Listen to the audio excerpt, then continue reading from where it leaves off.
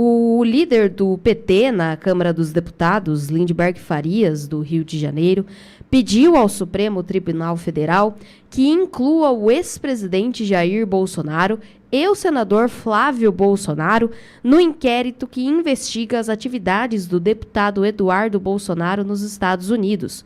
No ofício enviado à Corte neste domingo, dia 13, o parlamentar também solicita a suspensão do passaporte diplomático e a prisão preventiva de Eduardo, que está licenciado do mandato. O pedido se dá depois do presidente dos Estados Unidos, Donald Trump, anunciar uma sobretaxa de 50% a produtos brasileiros. No comunicado, o republicano justificou a medida pelo tratamento dado ao ex-presidente Jair Bolsonaro. Lindbergh pede que Eduardo, Flávio e Jair Bolsonaro sejam proibidos de manter qualquer interlocução política, diplomática ou comercial com agentes internacionais que possam interferir no processo penal ou na soberania nacional. Em nota à imprensa, publicada também na sua conta da rede social X, o líder do PT diz que há provas robustas contra os 3 membros da família Bolsonaro, a quem ele chamou de traidores da pátria. Segundo Lindbergh, eles atuam de forma coordenada para sabotar a justiça brasileira, chantagear o STF e submeter o país à tutela da extrema-direita norte-americana. Pitoli. Olavo, Walter, lembrando que o Lindinho, se olha pra cara do Lindinho, você já imagina que ele é namorado da Coxa. Aí já ferrou tudo, né? Aí credibilidade nula, né? Quem é você da planilha? Lindinho. E a Coxa? Mas pode ser amante também. Puta, é uma confusão. Já é ruim por si só. Vamos lembrar também que o Lindinho, há tempos, ele era do cara pintada, lá do impeachment do Collor, ou seja, ele joga nesse time já faz bastante tempo. Lembrando que o impeachment do Collor, em 1992. E lembrando que no segundo turno, em 1989, Collor e Lula. Ou seja, Lindinho joga nesse time e conhece essa turma muitíssimo bem. Aí dizer que traidores da pátria são Flávio Eduardo e Jair Messias Bolsonaro, fica difícil de olhar para uma fala de um cidadão desqualificado como esse, né? Mas voltamos aí. É provocação. A gente sabe que o Supremo, PGR, a turminha que joga junto, né? Porque tem um ponto, Olavo e Walter, da cartinha do Barroso, que eu achei interessante, né? Que ele coloca assim, ó, segundo a Procuradoria-Geral da República. Teve um ponto da carta que ele escreve dessa forma, né? Segundo PGR, né? Tentativa de golpe, ou seja, em alguns momentos ele já sai condenando, em outros momentos ele põe o pé atrás e fala, deixa eu livrar o meu da reta e colocar que é segundo a PGR, né? Mas essa turminha que triangula bem, Polícia Federal do Lewandowski, PGR que é do Gonê, amigo sócio do Gilmar Mendes, enfim, e o Supremo Tribunal Federal, eles ficam esperando essas ações que partem em especial do PSOL, nesse caso do PT, para começar a se movimentar. Olha, é verdade, vamos colocar aqui Jair Messias Bolsonaro agora o Flávio Bolsonaro também. Mas a gente está falando de Lindbergh, Olavo. Será que vão aceitar essa? Falar em Lindbergh me lembra Nova Iguaçu, mas vamos lá. Nova Iguaçu. Que seguiu na rima, voltando nele, né? Tomou um suco de caju gostoso lá.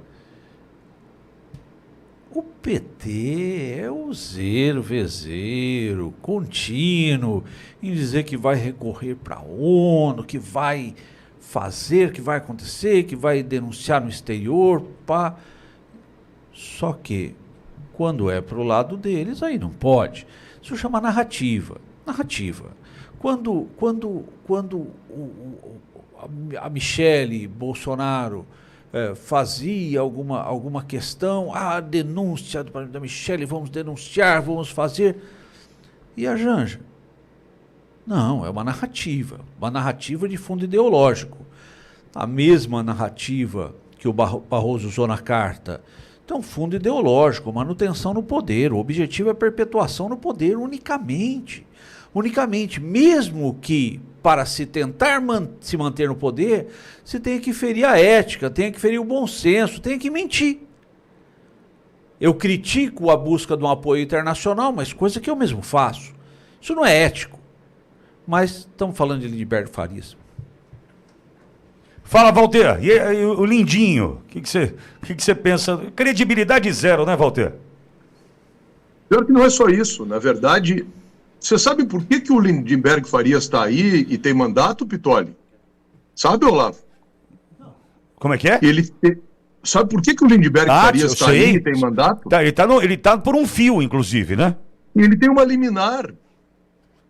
Ele foi condenado. Isso é a fotografia do que nós estamos vivendo. Eu vou comparar com o meu caso, gente. Então, eu estou falando para o Brasil inteiro, talvez vocês não saibam. Eu era candidato a prefeito de Porto Alegre e terminou a eleição e eu faço um áudio para os meus candidatos a vereador que tinha branco, preto, índio, mulher, gay, todo mundo. E digo, gente, não esmoreçam com o resultado, porque a gente precisa trabalhar mais o que são as ideias conservadoras. Vocês vejam, por exemplo, a eleição da bancada auto-intitulada, vejam bem, bancada negra do PSOL.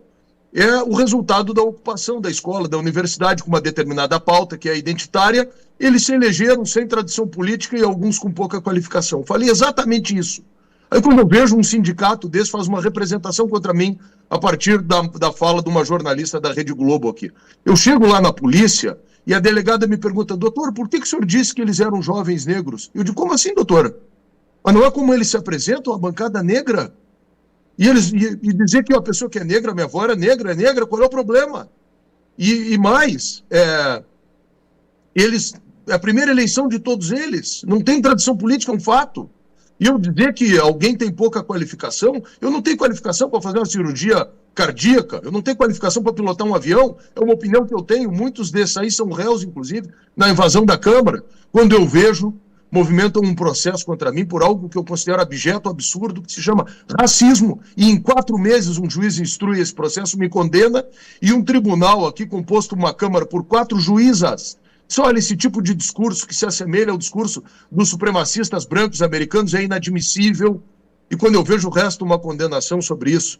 Agora, compara isso com aquele vereador lá do Paraná, que hoje é deputado estadual, e que foi cassado, e que o judiciário devolveu o mandato dele. Compara isso com o Lindbergh Faria, que foi condenado e que o judiciário devolveu o mandato dele. É isso que nós estamos vivendo no Brasil. Agora o próprio Ministério Público está pedindo a cassação do Nicolas Ferreira e tornar o Nicolas inelegível.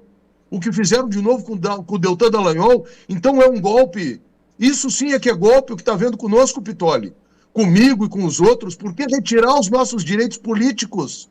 Porque é exatamente essa tomada que a gente viu do Poder Judiciário é a principal conquista da esquerda.